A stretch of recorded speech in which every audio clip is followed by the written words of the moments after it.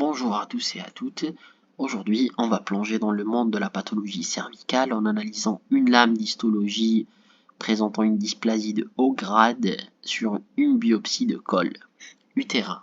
Alors, avant d'attaquer le vif du sujet, je voulais reprendre quelques repères histologiques avec vous concernant le col utérin. Et donc, vous savez bien que le col est constitué de deux parties, de l'exocole et de l'endocole, qui ont une histologie relativement différente. Et puis entre les deux, il y a ce qu'on appelle une zone de transition.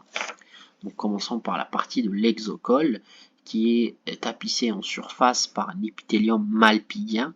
Donc malpigien parce que c'est stratifié et contient des cellules pavimenteuses, non kératinisant parce qu'il n'y a pas de couche de kératine.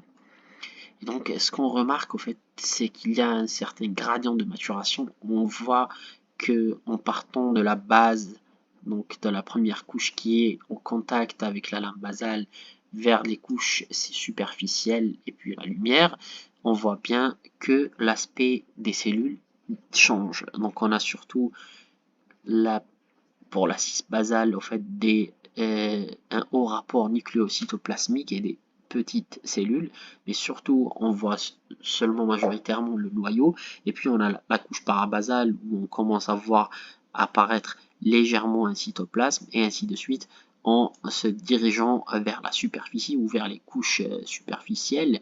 On voit qu'il y a un certain gradient de maturation, ça veut dire que le noyau il a tendance à se réduire en taille, et puis on a apparition d'un cytoplasme qui est vacuolisé, et plus en superficie, on remarque au fait que les cellules changent d'orientation, et ici c'était vraiment perpendiculaire à la lame basale, et là ça devient vraiment parallèle.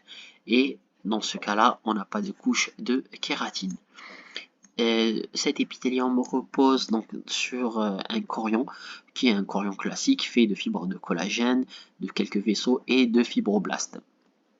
Et puis, on a au niveau de la partie de l'endocole, donc on voit qu'on n'a pas d'épithélium malpigien, mais on voit au fait qu'en superficie, en surface, il y a un épithélium simple, parce que il y a seulement une seule couche, et puis les cellules qui constituent cet épithélium sont des cellules cylindriques. Donc c'est un épithélium simple cylindrique, et on voit le caractère vraiment très très clair du cytoplasme. C'est parce que il contient du contenu mucineux, et donc c'est un épithélium simple cylindrique mucineux.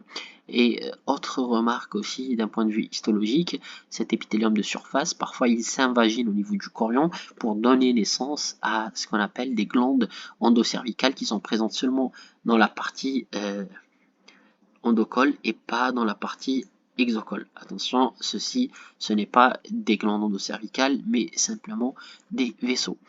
Et donc entre les deux, choses importantes à savoir, c'est que la zone de transition, elle est vraiment brutale. Ça veut dire à un point précis, on peut voir la transition de l'épithélium malpigien vers l'épithélium glandulaire. Sauf que dans cet exemple-là, au fait, on remarque que cet épithélium, au fait, il est vraiment différent d'un point de vue cytologie, architecture, de celui-là. Donc, première chose qui nous vient à l'esprit, c'est que il y a une perte de maturation. On ne voit plus de gradient de maturation. Ça veut dire que sur toute la hauteur épithéliale, toutes les cellules se ressemblent. Et puis, d'un point de vue cytologique, on voit que il y a un haut rapport nucléocytoplasmique. On a des noyaux de grande taille, irréguliers, et puis avec une chromatine dense et hétérogène. Donc ça constitue vraiment les lésions ou les caractéristiques de la dysplasie de haut grade, parce que ça prend toute la hauteur épithéliale. Autre chose que je voulais vous montrer aussi, c'est que on peut voir aussi, vu que cet épithélium, comme je vous l'ai déjà expliqué, s'invagine pour donner lieu à des glandes endocervicales, et puis s'il y a jamais en fait des lésions de dysplasie de haut grade, il peut y avoir ce qu'on appelle des colonisations des glandes endocervicales. Il faut être assez vigilant pour ne pas passer à côté d'un adénocarcinome au niveau des glandes endocervicales, et donc il faut surtout pas hésiter à faire des coupes serrées. Et on voit bien que en fait, les lésions de dysplasie de haut grade, ça s'arrête ici.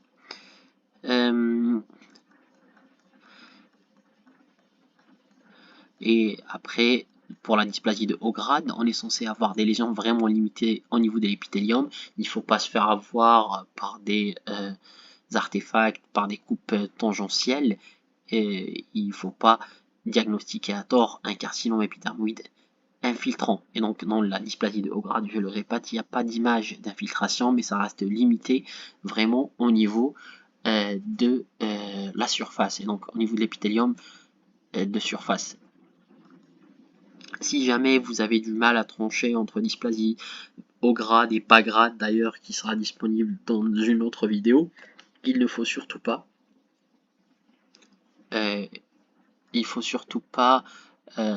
se priver au fait d'outils immunohistochimiques, et il faudrait demander au fait une immunohistochimie P16 et MIP1, ça veut dire un Ki67, et dans la dysplasie de haut grade, on est censé avoir un marquage nucléaire et cytoplasmique en bloc, ça veut dire qu'il va marquer plusieurs cellules contiguës, plus 10 à 20 cellules contiguës en bloc, donc pour dire qu'il y a un marquage positif au P16. Ce qui confirmera en fait l'hypothèse d'une dysplasie de haut grade, et puis aussi un Ki67 ou un MIB1, donc qui va montrer un marquage nucléaire des cellules dysplasiques sur toute la hauteur épithéliale, qui confirmera aussi la dysplasie de haut grade. Ici on a juste quelques infiltrats inflammatoires, ce qui est tout à fait normal. Et c'est tout pour moi pour la vidéo d'aujourd'hui. Et ben merci d'avoir suivi cette vidéo sur la dysplasie de haut grade. Et donc n'hésitez surtout pas à poser toutes vos questions ou commentaires dans la section dédiée. Et puis restez surtout à l'écoute pour plus de contenu médical d'anatomopathologie.